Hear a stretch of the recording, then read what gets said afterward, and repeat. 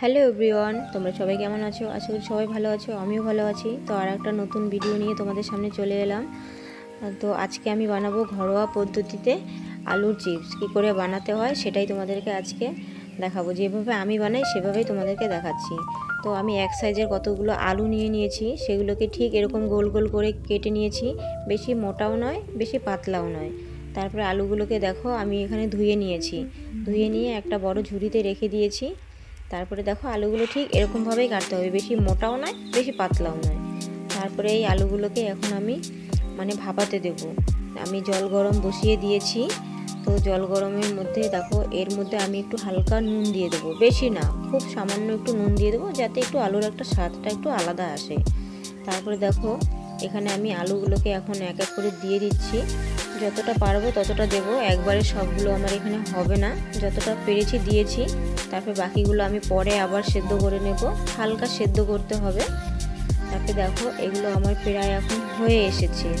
এখন আমি এগুলোকে নামাবো। দেখো হালকা আলুর কালারটা যখন একটু অন্যরকম হয়ে যাবে, তখন এগুলোকে সব নামিয়ে নিতে হবে। নামিয়ে নেওয়ার পরে তারপরে আমি দেখো আবার নতুন করে যেগুলো আলু ছিল সেগুলো আরও দিয়ে দিয়েছি। দিয়ে দেওয়ার পরে তো এই আলুগুলোকে আমি ভাপিয়ে নেব একইভাবে।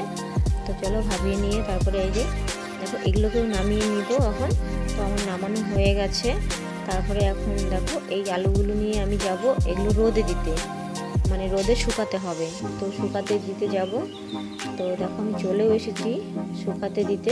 তো এখানে আমি আলুগুলোকে সব শুকাতে দিয়ে দিয়েছি, এক এক করে আলাদা আলাদা করে দিয়ে দিয়েছি। তো দিয়ে দেওয়ার পরে দেখো একটা একটা করে সাজাতে হবে, একটার উপর একটা থাকলে হবে না, তাহলে ভালো করে শুকাবে না। তারপরে এগুলো দেখো প্রায় অনেকটা শুকিয়ে এসছে। এগুলোকে একবার করে উল্টে দিতে হবে, একবার করে উল্টে দিয়ে তারপরে এগুলোকে সারাদিন রোদে দিয়ে রাখতে হবে। তারপরে দেখো হালকা হালকা দেখো একটু একটু শুকিয়ে এসেছে, দেখেছো? যখন ভাববে এরকম কোঁকড়ানো ভাব হয়ে যাচ্ছে, তখন ভাববে আলুগুলো প্রায় জল টেনে নিচ্ছে। তারপরে জল টেনে নেওয়ার পরে তো আলুগুলো প্রায় আমার শুকিয়েও এসেছে। তারপরে দেখো এগুলো তোমাদের সবাইকে আমি ভাজা করে দেখিয়েও দিচ্ছি। তারপরে দেখো এগুলো ভাজা করলে তেলের মধ্যে হালকা তেলটা একটু গরম করে নেবে। গরম করে নেওয়ার পরে এগুলোকে ভাজবে।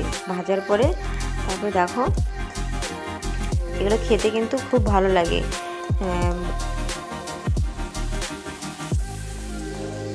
দেখো আমার ভাজা হয়েও গেছে। আর এই যে দেখো কেমন মচমচে টাইপের হয়, দেখেছো? কেমন মচমচে টাইপের এই আলুগুলো ভাজা হয়েছে।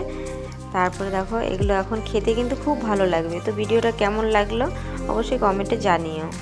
টাটা।